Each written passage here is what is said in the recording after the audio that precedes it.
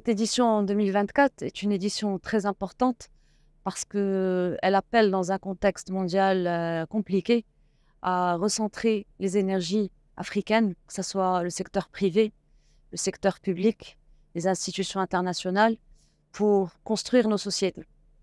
De manière concrète, nous avons choisi un thème, ici on investit, qui est un appel à la sobriété responsable et un appel à la construction commune de nos opportunités. Ça veut dire que le Forum a apporté pour cette édition des infrastructures fiabilisées pour permettre aux entreprises, qui est le cœur de la création de valeur, c'est-à-dire la création d'emplois pour une jeunesse qui est la première force démographique de ce continent, pour permettre à ces entreprises de délivrer concrètement des initiatives, des projets, des investissements. Nous avons un espace B2B où sont programmés plus de 4500 rendez-vous d'affaires aujourd'hui. On avait un objectif de 4000, mais la demande est telle qu'on a dépassé les objectifs. Vous n'allez qu'à voir l'espace, c'est une ruche incroyable. Et cela veut dire que ces entreprises ont de l'appétit et qu'il se passe des choses quand elles se sentent en confiance. Et c'est exactement ce qui est en train de se passer lors de ce forum. C'est que toutes ces communautés qui ont été ralliées par les 15 banques du groupe Attijari Wafa Bank avec son actionnaire de référence Almada savent qu'elles travaillent dans un cadre de confiance et qu'elles peuvent aller au-delà de la simple rencontre d'affaires, c'est-à-dire aller concrétiser un deal, passer une commande, investir dans un pays, monter une usine. Donc, ce qui est en train de se passer est très important parce que c'est la concrétisation de cet appel à la solidarité, à l'unité africaine qui est fait par tous les pays qui sont engagés, dont le Maroc, guidé par son souverain, Sa Majesté le roi Mohamed VI, que Dieu l'assiste, pour aller vraiment délivrer de la haute valeur ajoutée et puis construire nos sociétés encore une fois.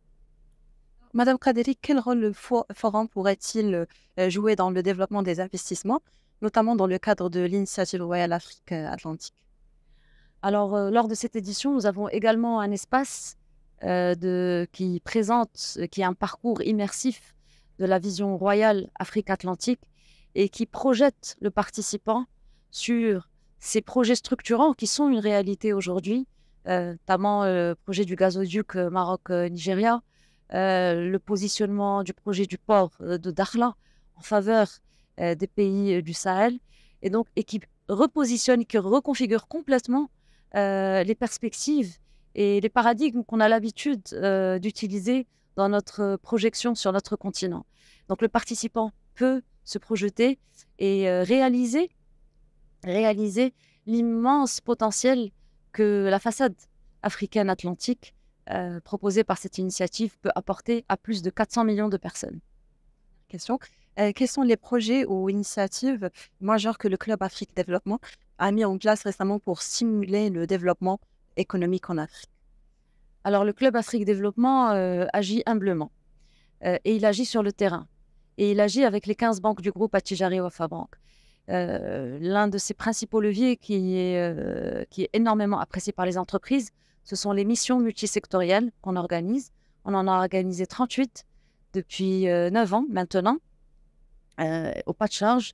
Et donc, ces missions multisectorielles sont des opportunités données aux entreprises africaines de se rencontrer à travers différentes capitales du continent pour découvrir sur le terrain, et comme on dit, sentir le terrain, parce qu'un investisseur ne peut rien faire s'il ne se sent pas en confiance.